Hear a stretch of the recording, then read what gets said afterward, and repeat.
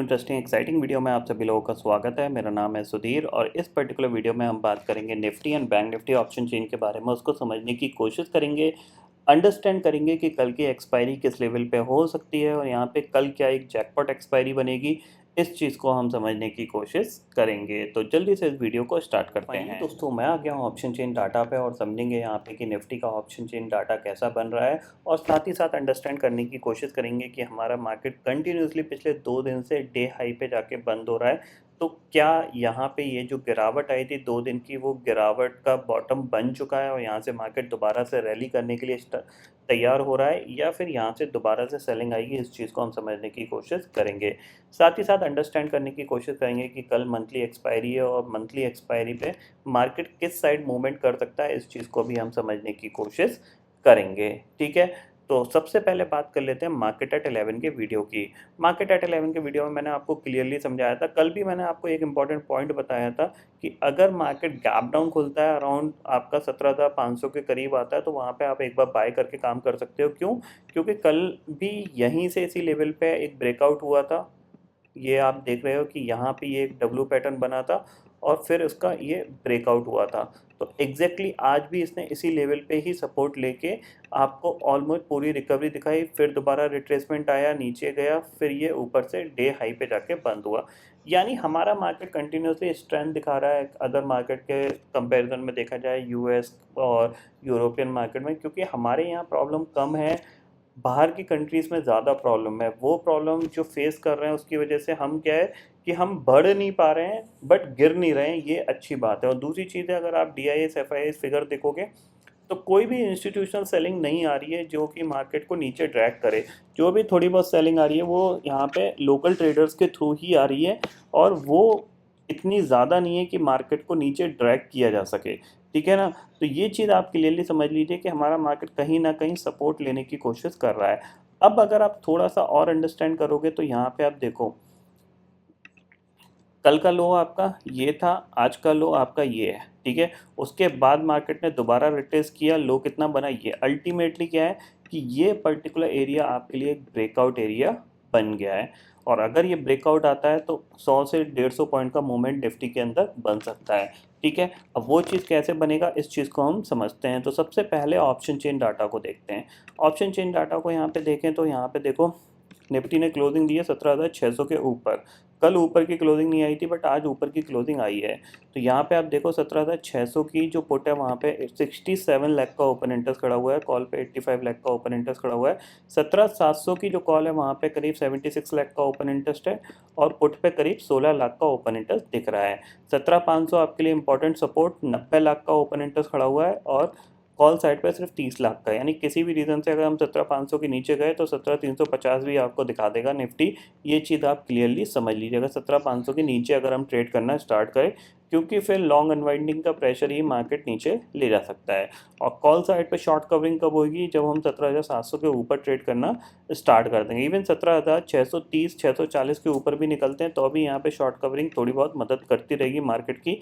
ये चीज़ आप क्लियरली समझ लीजिए। ठीक है, इतना आपको यहाँ पे पिक्चर क्लियरली दिख रही होगी ऑप्शन चेन डाटा में।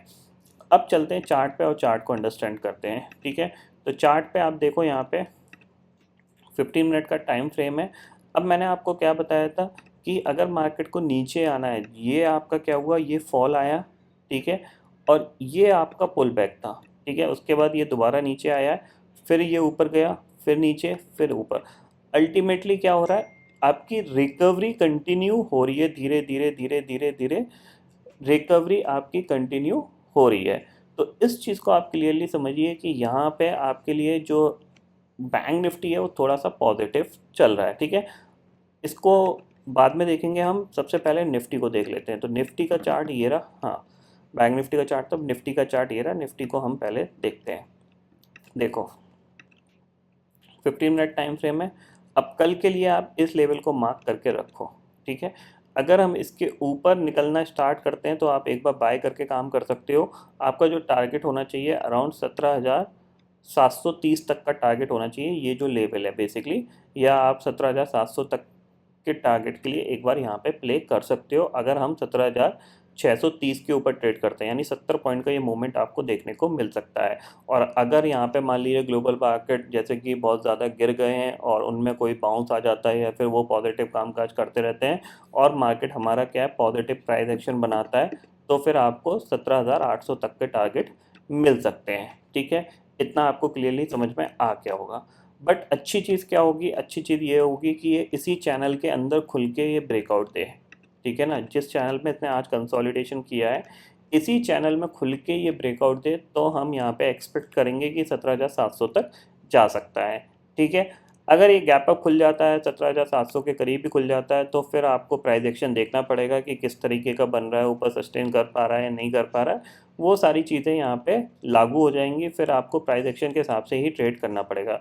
स्लाइटली गैप डाउन खुलता है 17,550, 560 या 530 के आसपास खुलता है, यानी 500 के ऊपर ही खुलता है, तो अभी आप एक बार बाय करके काम कर सकते हैं, क्योंकि कंटिन्यूसली मार्केट हमारा रिकवरी पे ही प्ले कर रहा है।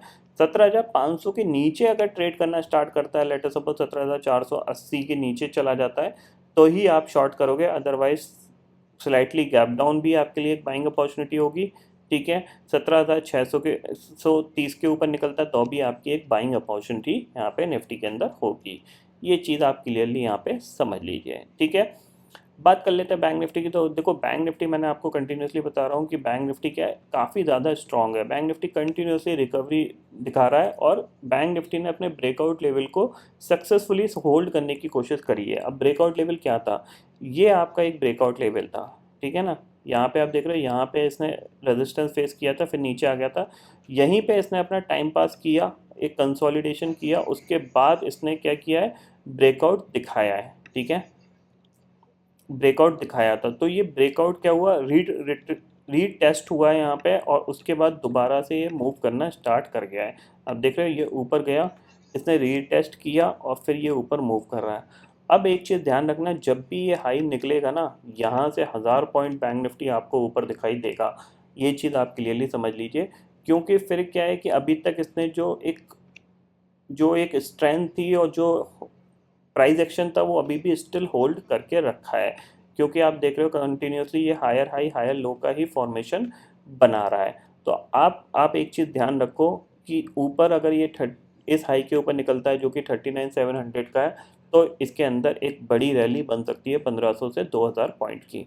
ठीक है, लेकिन कल के लिए हमारे पास क्या सिग्नल है उसको हम समझते हैं। तो देखो सिंपल ही चीज़ है, इसने एंड मूवमेंट में 39,000 के ऊपर यहाँ पे क्लोज दिया है। अब इसके लिए जो इम्पोर्टेंट लेवल है कल का वो यही है, 39,200 या 250 मान के चल सकते हो। अगर ये 39,250 के ऊपर सस्टेन कर जाता है तो फिर ये 39,500 तक जा सकता है, नहीं तो अदरवाइज ये यहीं से रेजिस्टेंस लेके दोबारा से नीचे आ सकता है। तो एक बार अगर आप यहाँ पे स्लाइटली मान लीजिए 39,000 के नीचे खुल रहे हो, तो एक बार आप बाय करके काम कर सकते हो अराउंड 39,200 के टारगेट के लिए। अगर 38,750 के आसपास खुल रहे हो तो भी यहाँ पे एक बार बाय बनता है, ये चीज़ आप क्लियरली समझ लीजिए।